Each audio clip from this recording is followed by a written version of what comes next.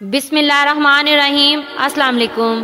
آج میں آپ کو حضرت نعیم بن مسعود رضی اللہ تعالیٰ عنہ کا ایک واقعہ سناتی ہوں۔ نعیم بن مسعود رضی اللہ تعالیٰ عنہ ایک زندہ دل، بیدار مغز، چاقو چبند اور ایسا جرات مند بہادر نوجوان تھا جسے مشکلات و مصائب عاجز نہ کر سکتی تھی۔ اللہ تعالیٰ نے اسے فہم و فراست، عقل و دانش اور باریک بینی کا وافر حصہ عطا کر رکھا تھا، لیکن اس کے ساتھ ساتھ یہ شوقین مزاج، رنگین طبع اور عیش و عشرت کا دل دادا بھی تھا۔ رنگین مزاجی میں یثرب میں بسنے والے یہودیوں سے بھی 2 قدم آگے تھا۔ جب بھی اس کے دل میں کسی مغنیٰ سے ملاقات اور گانا سننے کا شوق پیدا ہوتا تو وافر مقدار میں مال و متاع لے کر نجد سے سوئے یثرب روانہ ہو جاتا۔ وہاں پہنچ کر یثرب کے باشندوں پر بے دریغ دولت نچھاور کرتا تاکہ وہ خوش ہو کر اس کے لیے دل پسند عیش و عشرت کا ماحول مہیا کریں۔ اس لیے نعیم کا یثرب میں اکثر آنا جانا رہتا اور یثرب کے یہودیوں سے اس کے گہرے تعلقات قائم ہو چکے تھے۔ خاص طور پر بنو قریظہ سے اس کی بہت گہری دوستی تھی۔ جب اللہ سبحانہ تعالیٰ نے رسول اللہ صلی اللہ علیہ وآلہ وسلم کو رشد و ہدایت اور حق و صداقت کا سرچشمہ دین اسلام دے کر بھیجا اور اس طرح انسانیت پر اپنے فضل و کرم کی برکھا برسائی اور اسلام کی نورانی کرنوں سے مکہ معظمہ کے در و دیوار چمک اٹھے، لیکن نعیم بن مسعود اپنی دھن میں مگن رہا۔ دین جدید سے اس لیے پہلو تہی اختیار کی کہ یہ میرے عیش و عشرت میں رکاوٹ بن جائے گا، اور اس طرح یہ اسلام کے بدترین دشمنوں کے ساتھ مل گیا تاکہ اپنی تلوار سے اس کی بھیک کینی کر سکے۔ لیکن نعیم بن مسعود رضی اللہ تعالیٰ عنہ نے غزوہ احزاب میں ایک ایسا کارنامہ سر انجام دیا جو اسلامی تاریخ میں ایک سنہری باب کی حیثیت سے ہمیشہ یاد رہے گا۔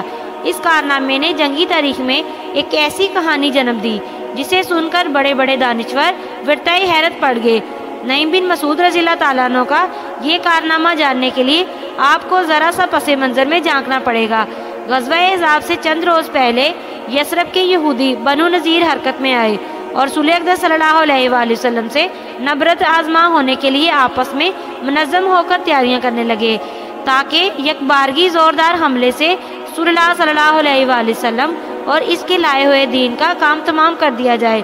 اس سلسلے میں مدینہ کے زمائے یہود مکہ میں قریش کے پاس گئے، انہیں مسلمانوں کے ساتھ لڑائی کے لیے آمادہ کیا اور ان سے پختہ عہد کیا کہ جو ہی تمہاری فوجیں مدینہ کے قریب پہنچیں گی ہم پوری تیاری کے ساتھ تمہارا استقبال کرتے ہوئے تم میں شامل ہو جائیں گے۔ پھر زمائے یہود کو یہ وفود نجد کی طرف روانہ ہوا اور وہاں جا کر بنو غطفان سے ملا اور انہیں اسلام اور نبی اکرم صلی اللہ علیہ وآلہ وسلم کے خلاف بھڑکایا اور دین جدید کی بیک کنی کے لیے آمادہ کرنے کی بھرپور کوشش کی اور رازدارانہ انداز میں انہیں اپنے اور قریش کے مابین طے پا جانے والے معاہدے کے بارے میں آگاہ کیا۔ بلاخر بنو غطفان کے ساتھ بھی وہی معاہدہ طے کیا جو قریش کے ساتھ طے پایا تھا۔ قریش اپنے قائد ابو سفیان بن حرب کی زیر کمان بڑے تمطراق سے مکہ سے سوئے مدینہ روانہ ہوئے۔ لشکر میں گھڑ سوار بھی تھے اور پیادہ بھی، قابل ذکر کوئی قریشی بھی مکہ نہ رہا۔ اس طرح بنو غطفان میں اپنے سپہ سالار رینا بن حرس غطفانی کی قیادت میں نجد سے روانہ ہوئے۔ بنو غطفان کے لشکر میں اس داستان کے ہیرو جناب نعیم بن مسعود بھی تھے۔ جب رسول اللہ صلی اللہ علیہ وآلہ وسلم کو دشمن افواج کی آمد کا پتہ چلا تو مشورے کے لیے اپنے صحابہ رضی اللہ تعالیٰ عنہ کو اکٹھا کیا۔ سوچ بچار کے بعد یہ بات طے پائی کہ حفاظتی اقدامات کے طور پر مدینہ منورہ کے ارد گرد خندق کھودی جائے۔ اتنے بڑے لشکر کا دفاع کرنے کے لیے یہ خندق بہت مفید ثابت ہوئی۔ مکہ اور نجد سے آنے والے دونوں لشکر جو ہی مدینہ منورہ کے قریب پہنچے، یہودی قبیلے بنو نذیر کے زماں مدینہ میں آباد بنو قریظہ کے پاس پہنچے اور انہیں نبی اکرم صلی اللہ علیہ وآلہ وسلم کے خلاف لڑائی میں بھرپور شرکت کی دعوت دی اور انہیں مکہ اور نجد سے آنے والے لشکروں کا خیر مقدم کرنے کے لیے آمادہ کیا۔ بنو قریظہ کے زماں نے انہیں کہا، آپ لوگوں نے دل پسند اور مرغوب کام کی طرف ہمیں دعوت دی، ہم بھی یہی چاہتے ہیں، لیکن تم جانتے ہو کہ ہماری یہ مجبوری ہے کہ ہمارے اور حضرت محمد صلی اللہ علیہ وآلہ وسلم کے درمیان جو معاہدہ طے پا چکا ہے، ہم مدینہ میں امن و آشتی سے رہیں گے، اور تم جانتے ہو کہ اس تحریری معاہدے کی سیاہی ابھی خشک نہیں ہوئی۔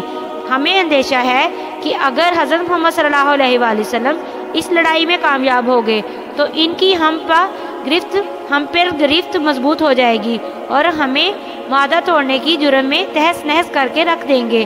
لیکن بنو نذیر کے زمان انہیں مسلسل معاہدہ توڑنے کے لیے اکساتے رہے اور اس سلسلے میں انہیں سبز باغ دکھلاتے رہے، اور انہوں نے فیصلہ کن انداز میں کہا اس دفعہ مسلمان اپنے انجام کو پہنچ جائیں گے، اور یہ بھی بتایا کہ ہماری مدد کے لیے 2 بڑے لشکر بس پہنچا ہی چاہتے ہیں۔ بالآخر بنو قریظہ نے بنو نذیر کی چکنی چپڑی باتوں سے متاثر ہو کر رسول اللہ صلی اللہ علیہ وآلہ وسلم کے ساتھ کیا ہوا معاہدہ توڑ دیا اور تحریری دستاویز کو پھاڑ ڈالا اور مسلمانوں کے خلاف غزوہ احزاب میں شمولیت کا اعلان کر دیا، اور یہ خبر مسلمانوں پر بجلی بن کر گری۔ رسول اللہ صلی اللہ علیہ وآلہ وسلم نے محسوس کیا کہ اب وہ دونوں جانب سے دشمن کے نرکے میں ہیں۔ قریش اور بنو غطفان ہمارے مقابلے کے لیے باہر سے آ رہے ہیں، اور بنو قریظہ مدینہ منورہ کے اندر سے ہمارے مقابلے کے لیے کھڑے ہوئے ہیں۔ ان کے علاوہ وہ لوگ جن کے دلوں میں نفاق کا مرض تھا کہنے لگے حضرت محمد صلی اللہ علیہ وآلہ وسلم کا تو ہم سے وعدہ تھا کہ ہم کسرا اور کیسر کے مالک بن جائیں گے، اور آج ہماری یہ حالت ہے کہ ہم میں سے کوئی بے خوف بیت الخلا تک بھی نہیں جا سکتا۔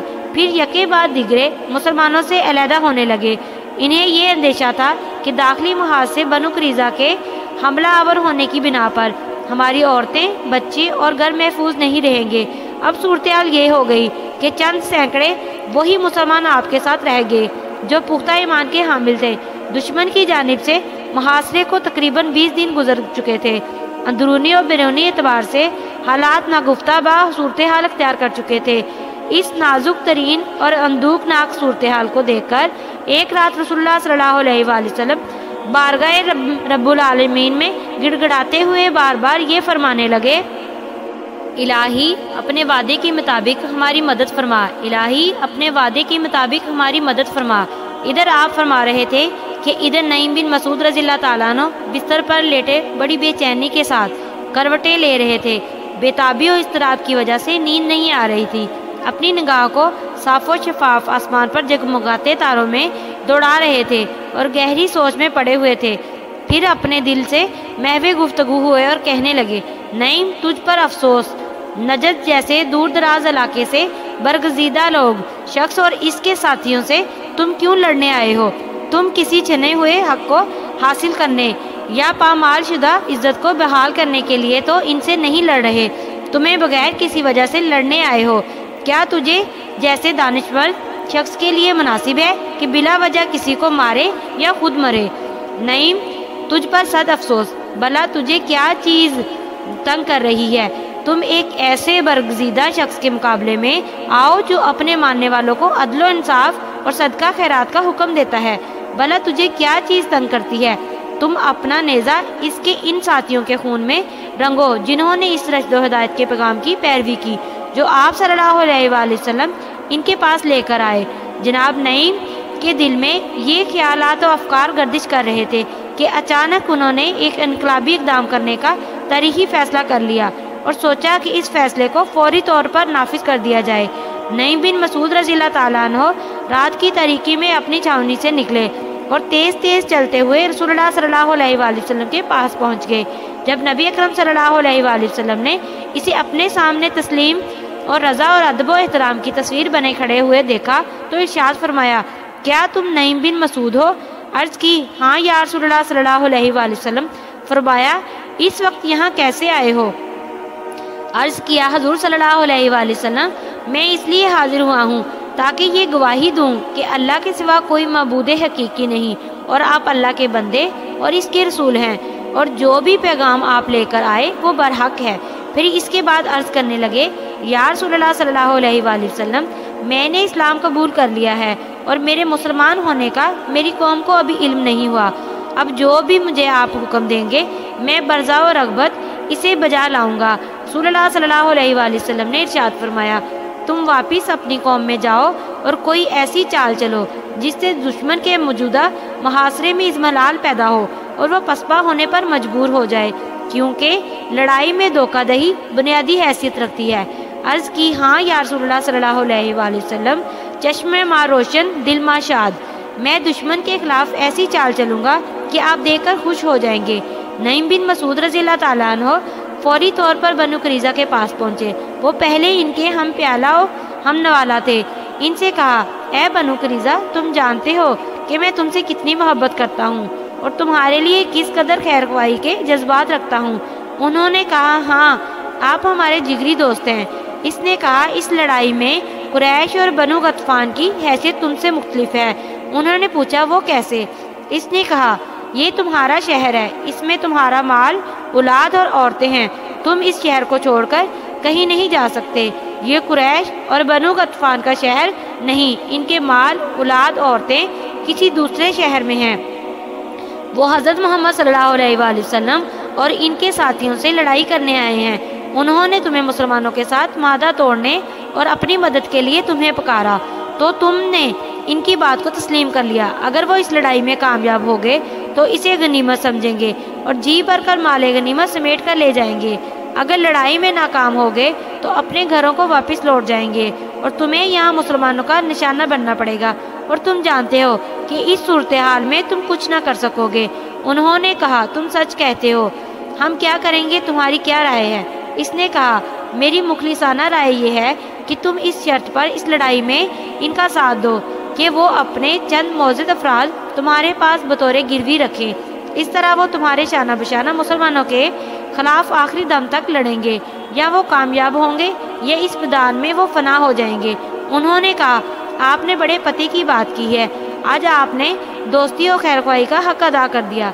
फिर वो इनके पास से उठे और सीधे कुरैश के सरदार अबू सुफियान बिन हरब के पास गए और इनसे कहा, ए खानदान कुरैश, तुम अच्छी तरह जानते हो कि मुझे तुमसे मोहब्बत है और मोहम्मद सल्लल्लाहु अलैहि वसल्लम से ये दावत है। मुझे आज एक बात का पता चला है, मैं तुम्हें फ़ौरन बताने चला आया। तुम्हारे लिए बेहतर ये है कि इसे छुपाए रखना और मेरे हवाले से किसी को ना बताना। उन्होंने कहा, बिल्कुल ठीक, हमारा आपसे वादा रहा, हम किसी को नहीं बताएंगे। इसने कहा, बनु करीज़ा मोहम्मद सल्लल्लाहु अलैहि वसल्लम से झगड़े पर बड़े ही नादम हुए हैं। उन्होंने मोहम्मद सल्लल्लाहु अलैहि वसल्लम की तरफ ये पैगाम भेजा है कि हम अपने किए पर बहुत शर्मिंदा हैं, हमें माफ़ किया जाए। हम दोबारा आपके साथ अमन और आश्ती के साथ रहने का मुआहदा करना चाहते हैं। आप अगर चाहें तो कुरैश और बनु गतफान के बेशतर मरूफ अफराद आपके सपुर्द करने का एहतमाम कर देंगे। चाहें तो आप इनकी गर्दनें उड़ा दें, फिर हम आपके शाना बशाना इनके खिलाफ लड़ेंगे, यहाँ तक कि आप इनका काम तमाम कर सकें। फिर इसने अपनी गुफ्तगू जारी रखते हुए इरशाद फरमाया, अगर यहूदी तुम्हारे अफराद अपने पास गिरवी रखने का मुतालबा करें तो कोई अपना फर्ज इनके सपुर्द ना करना। अबू सुफियान ने ये बातें सुनकर कहा, तुम हमारे बेहतरीन दोस्त और गवाह हो, आपको जज़ाए खैर नसीब हो। फिर नईम अबू सुफियान के पास से उठे और सीधे अपनी कौम बनु गतफान के पास पहुँचे और इनसे वही बातें की जो बनु सुफियान से की थी, और इन्हें भी सूरत हाल से आगाह करते हुए इसी तरह डराया जिस तरह अबू सुफियान को अंदरूनी खतरों से खौफजदा किया था। अबू सुफियान ने बनु करीज़ा का इम्तिहान लेने के लिए अपने बेटे को इनके पास भेजा। बेटे ने बनु करीज़ा से कहा, अब्बा जान आपको सलाम कहते हैं और उन्होंने ये पैगाम दिया है कि मुसलमानों का मुहासरा बहुत तवील अख्तियार कर गया है, बहुत तौल अख्तियार कर गया है, जिससे वो हम अक्ता गए हैं। हमने अब फैसला किया है कि हम मोहम्मद सल्लल्लाहु अलैहि वसल्लम और इनके साथियों से फैसला कुन जंग करेंगे। अब्बा जान ने मुझे तुम्हारे पास इसलिए भेजा है कि तुम्हें इस जंग में शिरकत की दावत दूँ। कल आपको मुकाबले में शरीक होने के लिए वहाँ आना होगा। ये बात सुनकर उन्होंने कहा, कल तो हफ्ता होगा, ये हमारा मुबारक दिन है, इस दिन हम कोई काम नहीं करते। और दूसरी बात ये कि इस वक्त हम तुम्हारे साथ मिलकर लड़ाई नहीं करेंगे जब तक तुम अपने और कबीला गतफान के 70 मौजूद अफराद हमारे पास गिरवी नहीं रखोगे। हमें खतरा ये है कि जब लड़ाई शिद्दत अख्तियार कर जाएगी तो तुम यहाँ से भाग जाओगे और हमें बेयारो मददगार मुसलमानों का तख्ता मशक बनने के लिए छोड़ जाओगे। तुम जानते हो कि हम ये सिकत नहीं रखते कि अकेले इनका मुकाबला कर सकें। जब अबू सुफियान का बेटा अपनी कौम के पास वापस आया, इन्हें वो सब कुछ बताया जो बनु करीज़ा से सुना था, तो सब ने बैक ज़बान कहा, तुफ बंदरों और खंजीरों की औलादों ने बड़ी कमीनगी का मुजाहिरा किया। बाखुदा अगर वो हमसे गिरवी रखने के लिए एक बकरी का मुतालबा करें तो वो भी हम इनके सपुर्द नहीं करेंगे। इसी तरह नईम बिन मसूद रज़ियल्लाहु ताला अन्हु दुश्मन की सफ़ों में फूट डालने में कामयाब हो गए। इसके बाद अल्लाह ताला ने कुरैश और इनके हमनमा कबाइल पर ऐसी तेज़ आंधी चलाई जिसके इनके खेमे उखड़ गए।